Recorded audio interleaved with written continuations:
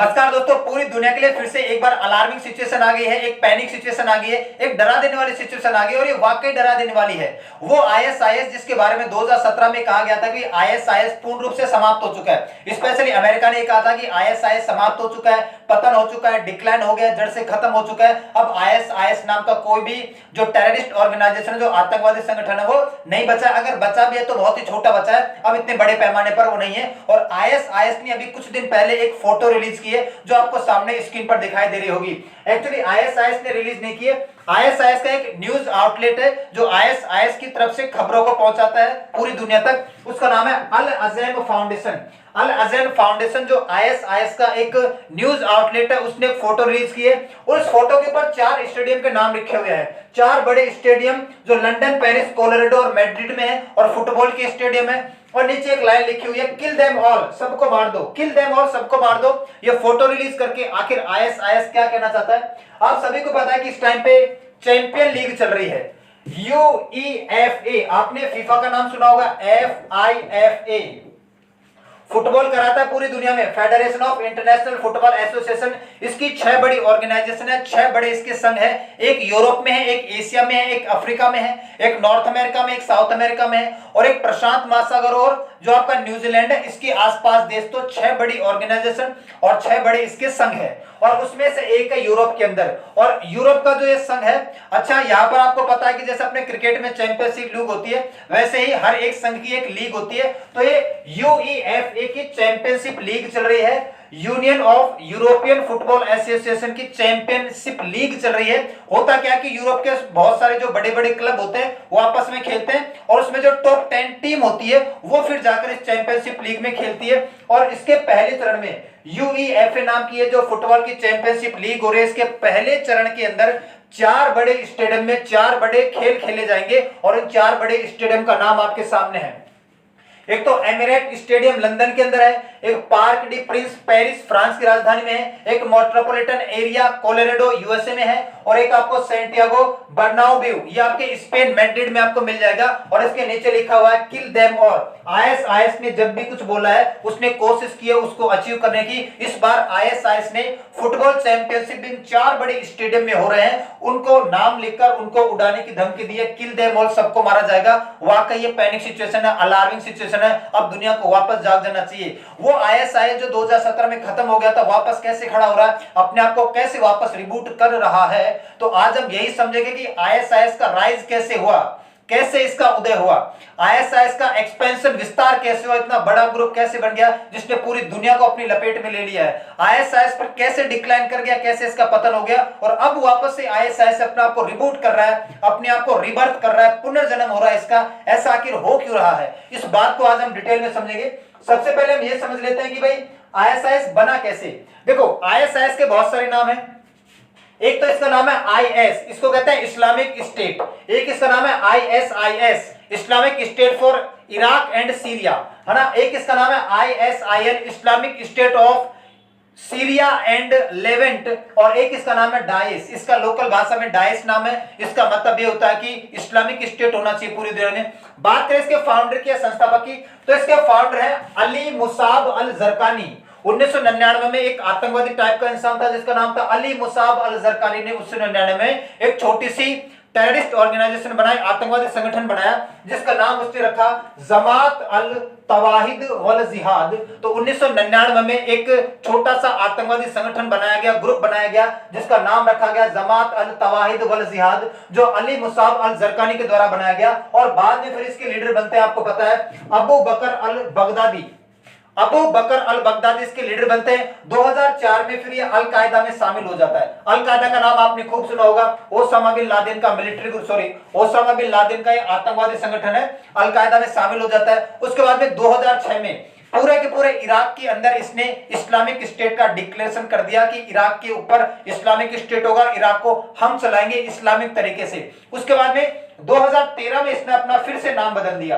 पहले इसका नाम अभी मैंने आपको बताया था जो मुसाब ने बनाया था, उसके बाद इसका नाम इस्लामिक स्टेट कर दिया गया, उसके बाद Islamic state of Iraq and Syria कर दिया गया और 2013 में इसका नाम कर दिया गया Islamic state for Iraq and Levant. Levant शब्द का मतलब आप समझो, लेवेंट शब्द वहां पर यूज होता है बहुत सारे देशों के लिए।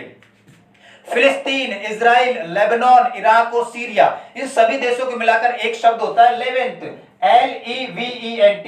तो इसने थोड़ा अपने नाम का विस्तार कर दिया और बोला कि Islamic state for Iraq and Levant इसको बोलेंगे। उसके बाद में फिर ये 2014 के आसपास, 2014 के शुरुआती दौर में अलकायदा से अलग हो जाता है। 2004 में अलकायदा से जुड़ा था, 10 साल बाद अलकायदा से अलग हो जाता है, अपने आप का विस्तार हो गया, अब खुद एक बड़ा ग्रुप हो गया। उसके बाद जून 2014 में इसने एक डॉक्यूमेंट जारी किया और जून 2014 में डॉक्यूमेंट में क्या लिखा कि जो भी बहुत सारे देश है, इस्लामिक देश है, उनके ऊपर अब एक कंट्रोल करने की कोशिश करेगा।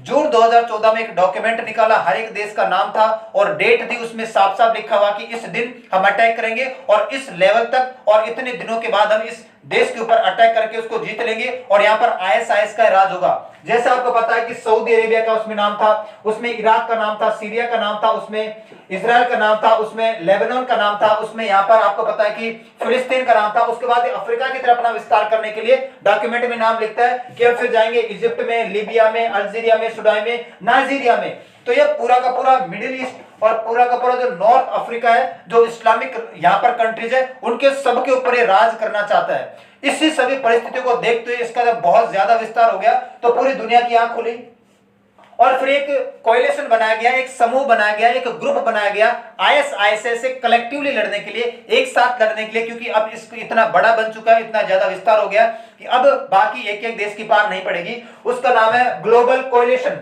ग्लोबल कोएलिशन बनाया गया 2014 में और इसमें 87 देश मिलते हैं, 87 देश मिलते हैं 2014 में और एक ग्लोबल कोएलिशन बनाया जाता है ISIS को काउंटर करने के लिए, ISIS को डिफीट करने के लिए, ISIS को जड़ से खत्म करने के लिए। उसके बाद में अक्टूबर 2017 की अगर मैं आपको बात बताऊं, अक्टूबर 2017 तक ये अपनी चरम सीमा पर पहुंच चुका है। अक्टूबर 2017 अक्टूबर 2017 में लगभग 30,000 से ज्यादा लोगों का एक ग्रुप है और इसके अपने मंत्री भी होते हैं, मिनिस्ट्री भी होते हैं, है ना, इंफॉर्मेशन मिनिस्टर, फॉरेन मिनिस्टर, सारे के सारे मंत्री रखता है। और अक्टूबर 2017 में यहां पर आपको पता है कि दो बड़े देश है, एक तो आपको यहां पर मिल जाएगा सीरिया और एक आपको यहां पर मिल जाएगा इराक। सीरिया और इराक में तो पूरा ISIS का दबदबा है, पूरे के पूरे देश को इन्होंने कवर कर रखा है। ये जो आपको ब्लैक कलर का दिखाई दे रहा है ना, यहाँ पर ये रेड कलर का दिखाई दे रहा है, यहाँ पर आपको ये जो ब्लैक कलर का दिखाई दे रहा है, इसके पूरे के पूरे एरिया के ऊपर ISIS का कंट्रोल है। अक्टूबर 2017 की मैं आपको बात बता रहा हूं। और ये जो इराक है, इराक में एक जगह है मौसूल और एक जगह है सीरिया में जिसका नाम आपको मिल जाएगा राका। राका में और मौसूल तो इसका गढ़ है, यहाँ पर बड़े पैमाने पर मौजूद है। उसके बाद में फिर ऑपरेशन चलाया जाता है बड़े पैमाने पर और 2 महीने बाद दिसंबर 2017 तक ये अपना 95% एरिया खो देता है। 95% एरिया इसके हाथ से निकल जाता है अब दिसंबर 2017 के आसपास। उसके बाद में धीरे धीरे डिक्लाइन करने लग गया, ज्यादातर इसके हाथ से चला गया, 95% एरिया इसने छोड़ दिया और लगभग 5% के आसपास अभी बचा हुआ है इस लोकल एरियाओं में। और उसके बाद फिर 2 बड़े झटके और लगते हैं इसके 2 बड़े खलीफा।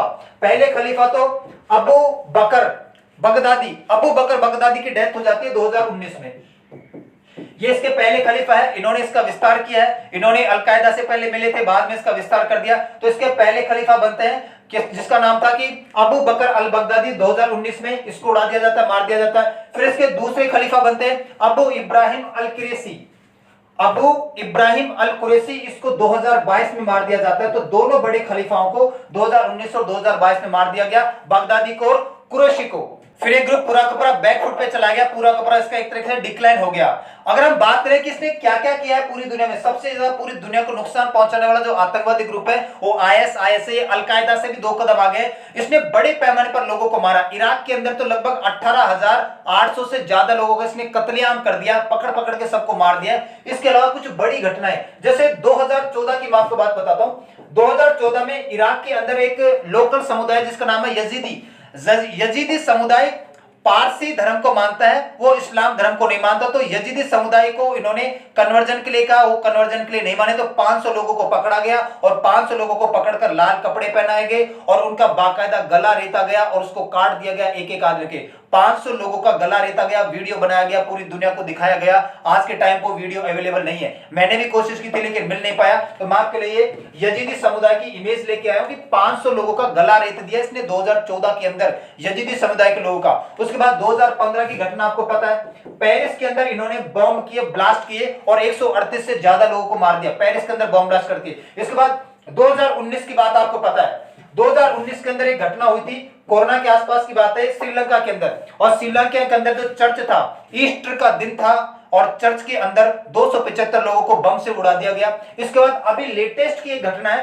कि 22 मार्च 2024 को मॉस्को, रूस की राजधानी क्या है, मॉस्को, मॉस्को के अंदर एक संगीत ऑडिटोरियम को, म्यूजिक ऑडिटोरियम को पूरे के पूरे को उड़ा दिया गया है। तो ये तो मैं आपको कुछ गिने चुने काम बता रहा हूं, वरना इसने पूरी दुनिया को सबसे ज्यादा नुकसान पहुंचाया और वापस से इसका थोड़ा रिवर्ट हो रहा है। अगर बात करें, आपने इस इंसान का नाम कई बार सुना होगा, इनका नाम है जेम्स फॉले। ये एक जर्नलिस्ट है अमेरिका के, और इनको पहले आईएसआईएस ने अपने पास बुलाया कि हम आपको बताएंगे हम कैसे काम करते हैं, कैसे हम अटैक करते हैं। तो ये भाई साहब वहां पर पहुंच गए। उसके बाद में इनको पकड़कर इनका गला धीरे धीरे चाकू से काटा गया। वो वीडियो भी आज के टाइम पे अवेलेबल नहीं है, वो भी हट चुका है पूरे के पूरे यूट्यूब से और पूरे के पूरे गूगल से, कहीं पर भी वो वीडियो अवेलेबल नहीं मिलेगा आपको। इनका गला रेत कर पूरी दुनिया को ये दिखाया कि आईएसआई क्या चीज है। ये मैं आपको बात बता रहा हूं 2014 की।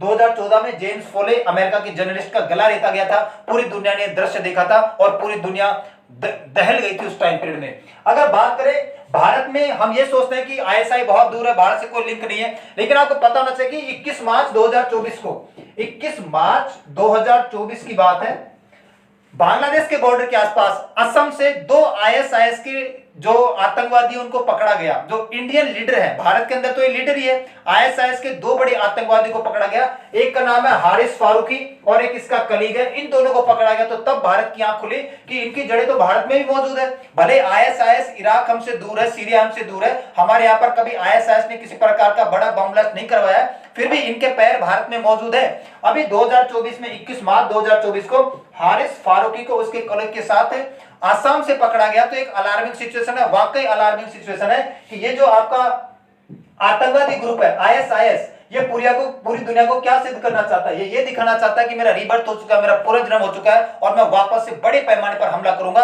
और ये जो 4 स्टेडियम है इनको मैं उड़ाऊंगा। आप फुटबॉल मैच देखोगे, फुटबॉल मैच देखने जाओ तो बड़ी सावधानी से जाना। पूरी दुनिया की पुलिस, स्पेशली इन 4 देशों की पुलिस एक्टिव हो चुकी है। जितने यहाँ पर दर्शक नहीं होंगे उससे ज्यादा आपको पुलिस और यहाँ पर मिलिट्री दिखाई देगी। तो वाकई अलार्मिंग सिचुएशन है, आप सभी को सजग रहना है। आज के लिए इतना ही करते हैं, मिलते हैं नेक्स्ट क्लास में, तब तक के लिए सभी को धन्यवाद।